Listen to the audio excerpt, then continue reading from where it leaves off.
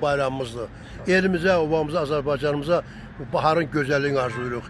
Torpağımız bərəkətlidir, dövlətimiz sarsılmaz dövlətdir. Eşq olsun dövlət başçımıza, qazilərimizə, Allah şəhidlərə rəhmət eləsin. Bu gün onları böyük fəxrlə yada salırıq.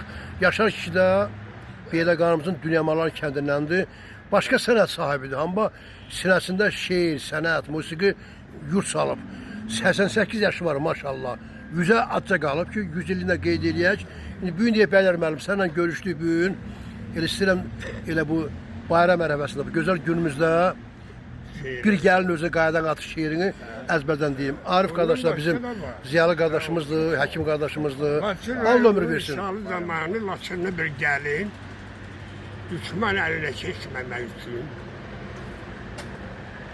gavur əlinə düşməmək üçün, əl qərəz namusu ləkələnməsin deyə qucağında 3 yaşında balası ilə birlikdə özünü qayadan attı, əbədiyyətə qovuşdu. Eşq olsun elə gəlinlərə, qızlara, eşq olsun dağlar qızına. Şair Dileyli Bəylər Qaraman qeyrətli gəlin haqqında gözəl bir şeir.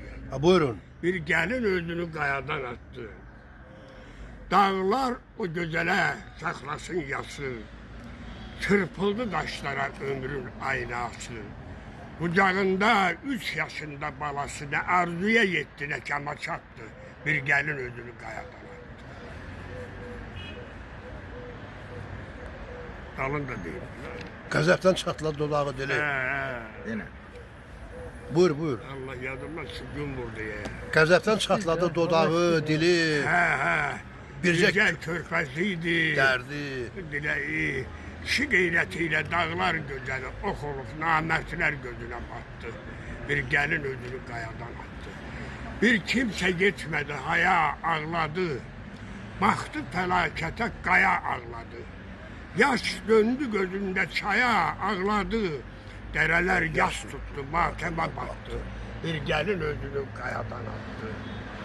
Bax yurdum, bax elin faciəsinə, bir ömrün baharı döndü tərsinə, ana harayına, körpə səsinə, qartal da zirvədə qaşını sattı. Bir gəlin özünü qayadan attı. Güllələr bağrını şan-şan eylədi, dağlar maralını candan eylədi, İsməti özünə qalxan eylədi, qanını şəhidlər qanına qatdı. Bir gəlin özünü qayadan attı. Dileyli bəylərin ağladı sazı, qan ilə yazıldı yazdığı yazı. Dağların qoynunda o dağlar qızı, özünə dağ boyda heykəl uzatdı. Bir gəlir özünü qayadan. Çox sağ ol, çox sağ ol. Sağ ol, Rəşid. Onun heykəli də var. Maşallah, Allah səni varlasın, hər şey. Vaxt yer ve yer. Vaxt olsaydı. Şəkilimi də götürdü. Vaxt olsaydı başqa şiirdə yazardıq. İndi biraz burada tədbir var. Tədbirə görə də var ol, sağ ol. Tədbirdə mən gedib etibarla görüşüb qayıdım. Allah kömək ol. Tədbir var, tədbirə getməlidir bunlar. Allah sizi var eləsin. Sağ olun. Sağ ol, sağ ol. Allah var O eləsin. qədər Əxlaq-ı nasirdə